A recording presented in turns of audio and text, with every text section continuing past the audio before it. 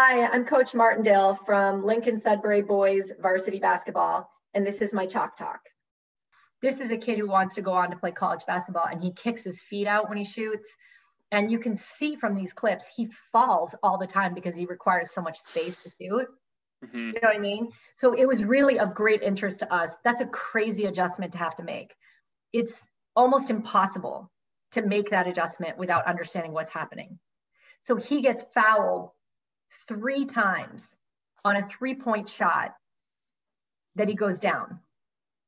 That's strange. Something happened. There's no way my kids are fouling kids on a 3-point shot consistently. So we did go back and look at that. We had to make adjustments the next night. The kid requires space when he shoots. I have a very good friend who's a college ref.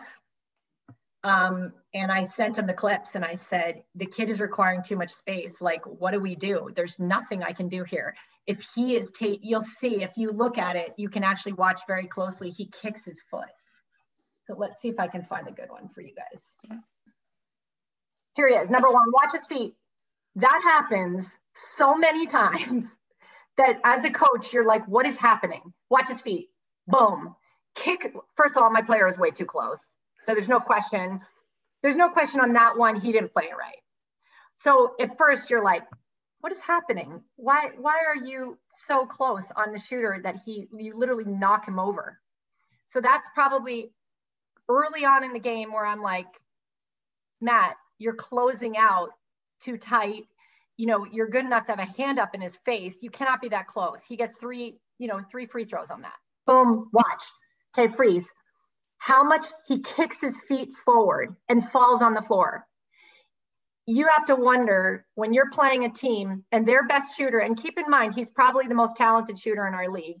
He's one of the kids in our league who legitimately wants to play, D1 basketball. We'll see. He's looking right now to do a PG year. He's a very, very strong lefty. He's very athletic. He kicks his feet every time. He takes too much space to shoot. And we foul this kid the first time we play him 4 times on a 3, which I think for any coach would think, how does that even happen? Why does he keep falling on the floor when he shoots a 3? So we broke it down and we looked really slowly and we realized that we do have to give him space with a hand up. You cannot come tight on him. If you come tight on him, there's no contact. I mean, maybe the kid touches his waist, and the coach is in the way, but he falls over every time. Like you talked about in that first clip with number 12, I think you said his name was Matt. On that closeout, he got pretty much right up underneath him. He gave too much space already. Okay, because this kid is their best shooter, because we know he averages 30 points a game, rewind and freeze, okay? I love that Matt's in good help position. There's not a coach who wouldn't tell you that's great position, except when you have a shooter who's averaging 30 points a game. He should have been 2 steps already to the left, then you wouldn't have to fly out in the closeout. So we say to kids all the time, and when you're talking about this level of high school basketball where teams have a couple of really good players, we're going to help. But when we have averaging 30 points a game shooter, we're going to be 2 steps away from help. So I probably would use this to say, Matt, I love your positioning. You're absolutely in the right place, except you're exposed with number 1 standing there, especially because he's such a good shooter. So I would use this as a really good example. And Matt is a very disciplined player, and he's, a really good athlete, and he's at college. He's committed to play lacrosse at Cornell. He's smart.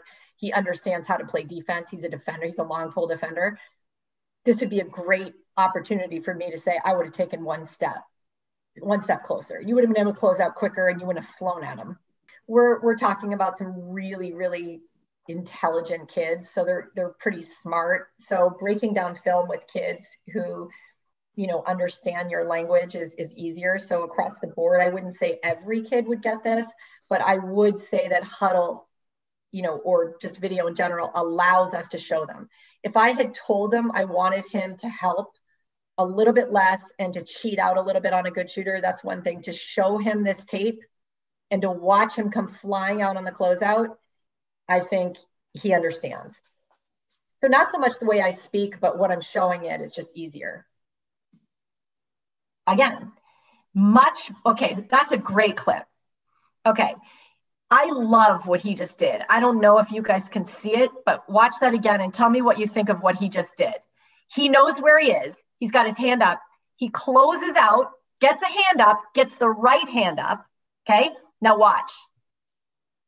Knocks him over on the, boxes him out pretty good, lets him know he's there. So he was close. He didn't encroach his space, but he continued to push out on his box out, which I like. So let's see. So that's the same kid, by the way, who as Matt again, out and then continues his box out, but he doesn't fall over. So that's a great shot. Honestly, good defense, great shot. I would say to all of them, let's make him shoot off the dribble. You know what I mean? Let's just get up tight enough that he can't get the shot off and he has to shoot off the dribble. He's just so quick. Just shoots it so quick. And again, could Matt have been one step closer to the shooter on that? Yeah, probably. But man, how much are you going to ask him to cheat? You asked, how do I adjust when I have a big 6'10" on the floor? Well, I'll tell you, we pressure the backcourt, make it really difficult for them to get into position. If they're going to get into a set offense and have a 6'10" kid who, by the way, was in the key the entire game, never left the key. Okay. There's actually this thing called 3 seconds in the key. And if you're 6'9" and you can stand in the key, you have a massive advantage. So that's another big issue for us, is that they stood him in the key. And we knew there was no way we're winning the game with 6'9" in the key. So we had to put a lot of pressure in the backcourt so that they forced them to make it difficult to get the ball over half and set up what they wanted. I mean, that's about as well as you could expect to do on a guy who's 6'9", 6'10" in the high school game, if field goal percentage wise. You won this game despite him putting up, 31 points? Right. And if you were to ask anybody what happened in this game, this is my last game. It was senior night, and I have 7 seniors. So I knew I had to figure out what I was going to do with my seniors. So I have my 2 best players are my 2 seniors, and then I have 5 seniors. 1 is my starting point guard, and 4 who are reserves who don't play a lot. And if you look at their stats, you'll see they hardly play. With 2.5 minutes left in the game, we were up by 5. I had decided before the game that I was going to put my seniors on the floor at the end, regardless of what the score was. So I turned to my assistant and I said, we said that we were going to do it. What do you think is going to happen if I put in these 5 seniors? We're only up by 5. And he said, I think we're going to win. So we told the guys to play with heart, and they went in and they held it and we won the game. But the other coach said, as soon as he saw my seniors go into the game, he said to his assistant coach, I can't believe she's going to let us win this game. So I think it's interesting, but we knew that we would have to play with heart.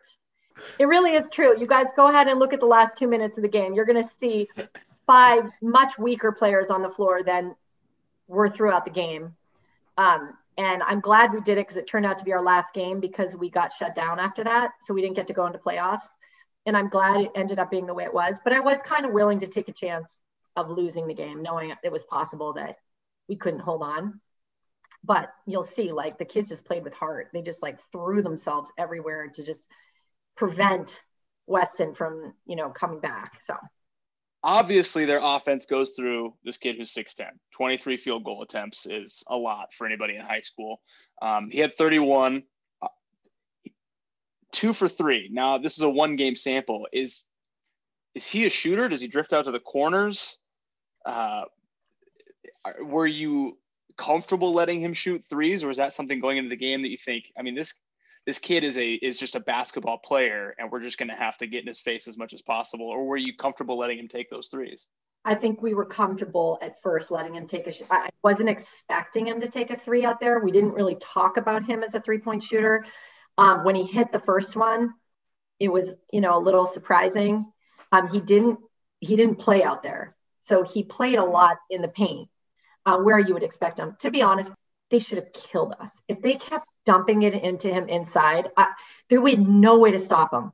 You got 19 offensive rebounds. Yeah, that's surprising. In that game.